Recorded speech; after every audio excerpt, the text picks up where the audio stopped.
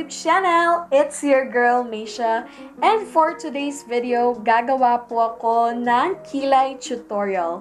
And dito ko na din po i-share sa inyo yung Holy Grail eyebrow product na ginagamit ko. So, without further ado, let's get into the video.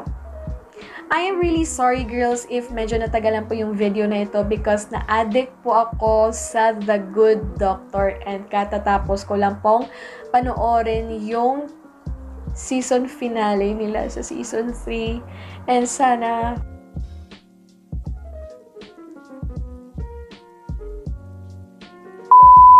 and i-reveal ko na po yung aking Holy Grail eyebrow product.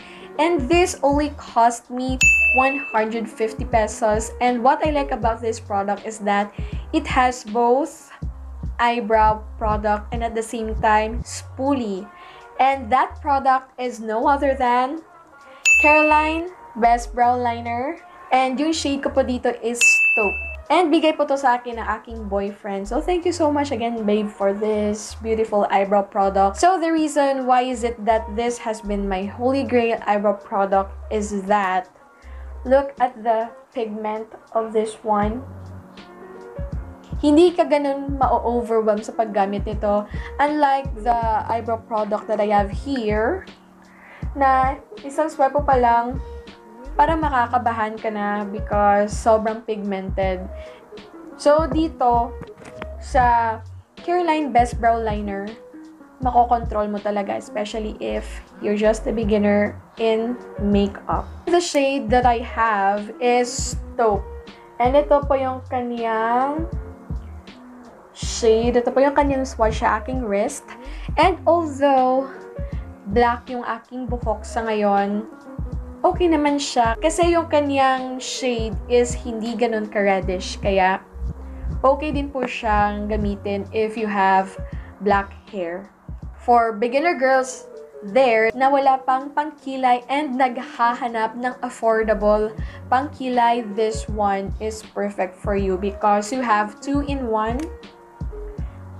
the eyebrow product and a spoolie. Kaya hindi mo na kailangan bumili ng separate spoolie. And you can buy this to Watson's or any department stores near you. This is very accessible. Mga 4 months ko na po siyang ginagamit and tingnan nyo, sobrang dami pa din ng product. Hindi siya ganun nag-o-oil up sa iyong brows. Kaya yung mga ibang pangkilay na ginagamit ko, hindi sila nagtatagal. Unlike this one, nagtatagal talaga siya sa kilay.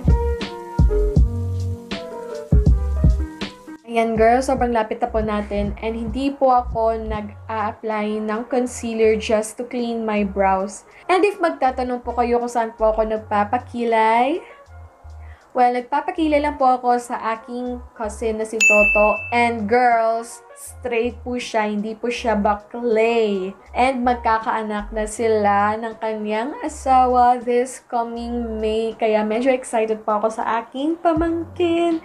And it's a baby boy, si Neji. So let's start with a clean brows, of course.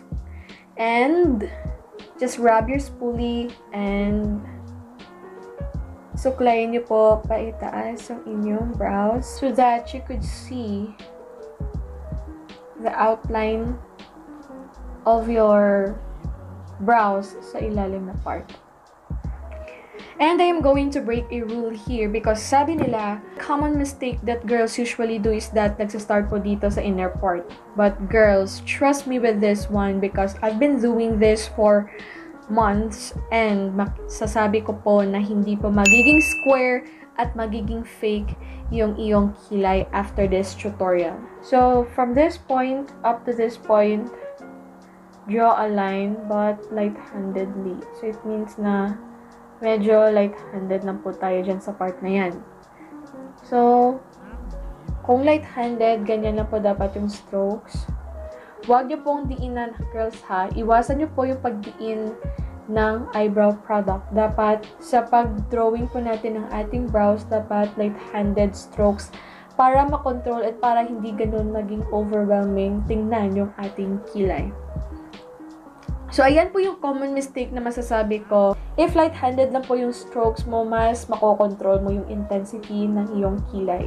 The more light-handed, the more na mas magiging natural yung iyong brows. Ayan. So, kita nyo, light-handed lang and dapat pantay po siya sa part na ito. Ipagpatuloy na po natin yung outline, yung pag-outline natin sa ilalim. Ayan. And for the upper part, hindi na po tayo mag-outline dito, but dito po tayo mag-outline sa bandang itaas.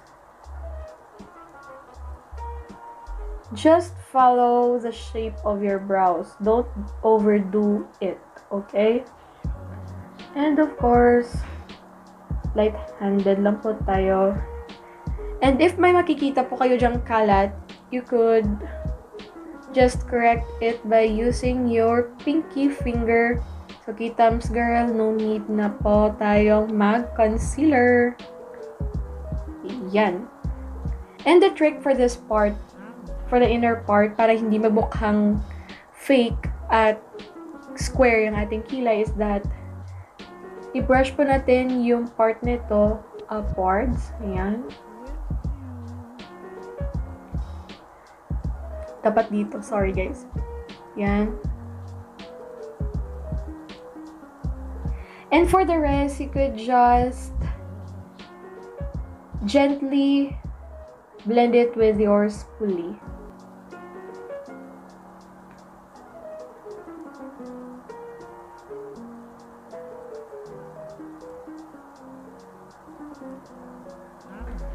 Okay, so kita nyo, hindi ganun ka-square yung aking kilay. And, syempre, yung kilay natin is open for mistakes. So, if medyo may imperfections po dyan, you could adjust your kilay. So, let's just do the other brow.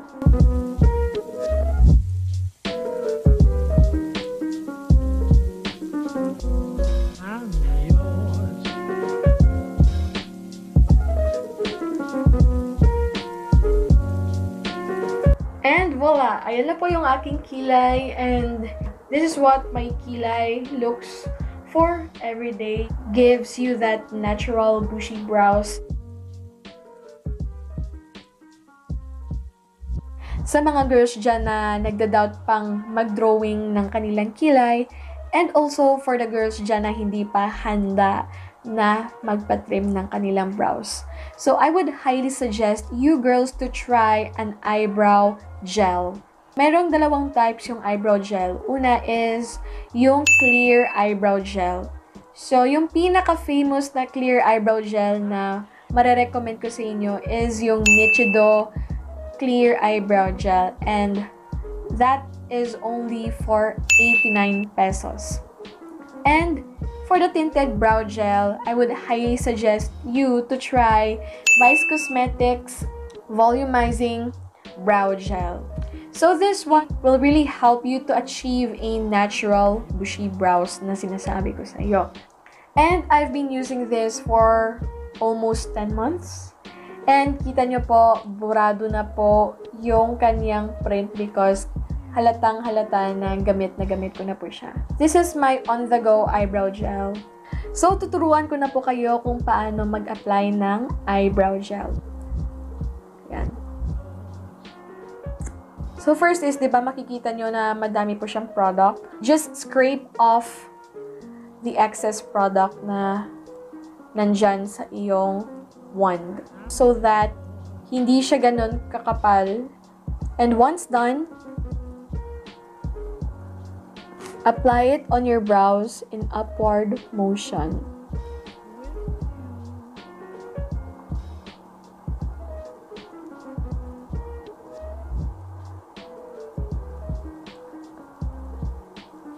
And if medyo kulang pa yung kanyang pigment, repeat the process.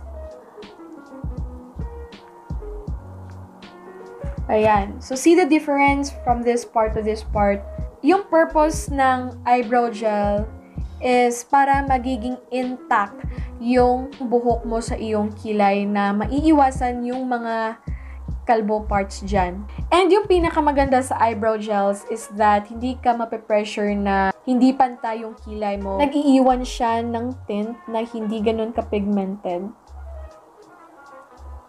And kita nyo, hindi ganun ka-fake yung aking brows. And I suggest this also if malilate ka na sa school pero gusto mo pa ding umaura. This one. You really need this one. So, yeah. So, that's it for this video. And I hope na madami po kayong natutunan sa aking tutorial. And at the same time, natulungan ko po kayo. And we already reached 200 subscribers. So, thank you so much for your support and for being a part of my Bella fam. So, thank you so much for watching this video. And please don't forget to subscribe if hindi ka pa nakapag-subscribe and be a part of my growing Bella fam. Don't forget to give this video a thumbs up and share this also to your friends. And also, don't forget to click the notification bell so that you will be updated on my next videos. So, see you on my next one. Ciao. God bless you all.